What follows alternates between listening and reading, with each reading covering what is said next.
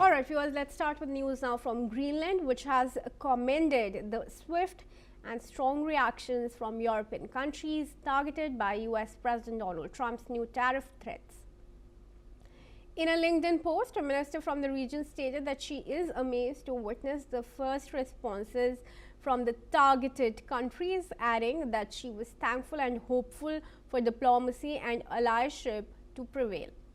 This came after Trump threatened to impose tariffs on imports from 8 European nations that send troops to Greenland, a Danish territory Trump has expressed interest in controlling. Trump's announcement included a 10% tariff on goods from Denmark, Norway, Sweden, France, Germany, the UK, the Netherlands, and Finland, set to begin on February 1. The tariffs could rise to 25% and remain in place until a deal is reached. Trump emphasized that Greenland is critical to US security and has not ruled out taking control of the territory by force, stating Greenland is of strategic importance to the US. European leaders have widely condemned the tariff threats, calling them unacceptable. Professor Rohan Gunratna, who is an international affairs expert from Singapore, joins me in this discussion. Professor, thanks very much for joining.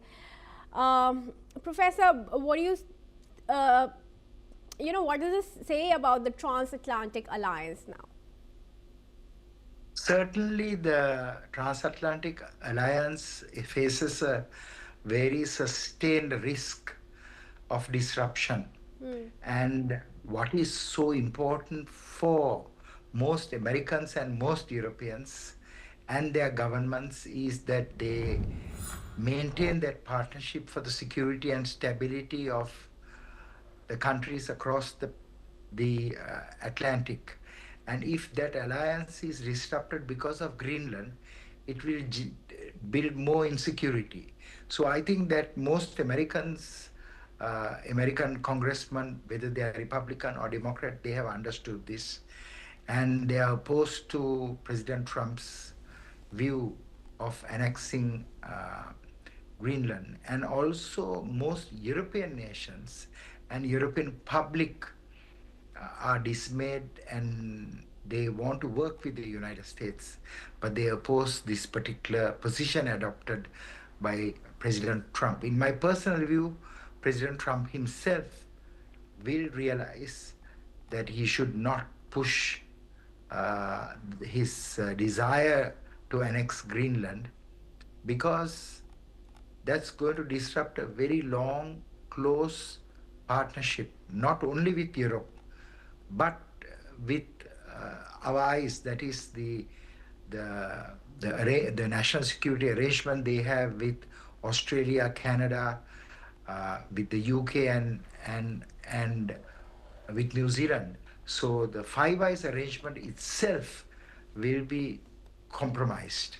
So it's a question of time that President Trump, I believe, will take a step back. But it needs time and it needs patience, and it also needs the European leaders to work very closely with the Trump administration rather than get disappointed and annoyed and get into a fight. Sure. Do you see the European nations retaliating if Trump does not stop from these threats?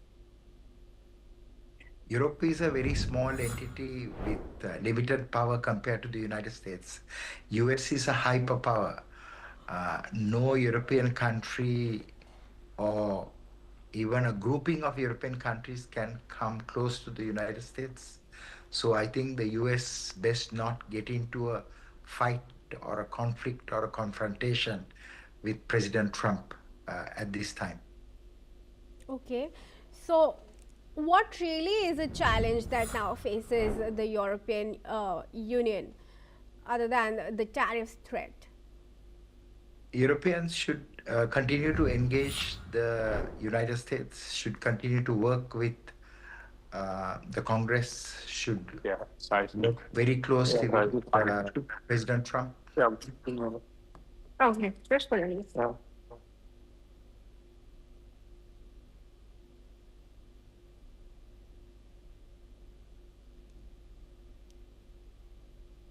Professor, please do continue. Sorry for those interruptions. So my personal view is that The European nations should continue to work with the national security advisors to President Trump, should work with the US Congress, and should work with President Trump personally, because if they are able to convince him, he will agree. There are many decisions President Trump wanted to take in the past. For example, he wanted to relocate the people in Gaza, but he changed his mind after many leaders convinced him not to do so.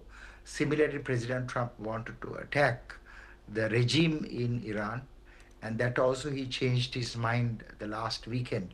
So I think that President Trump is very theatrical and very triumphant, but sometimes he will review his views and change his position.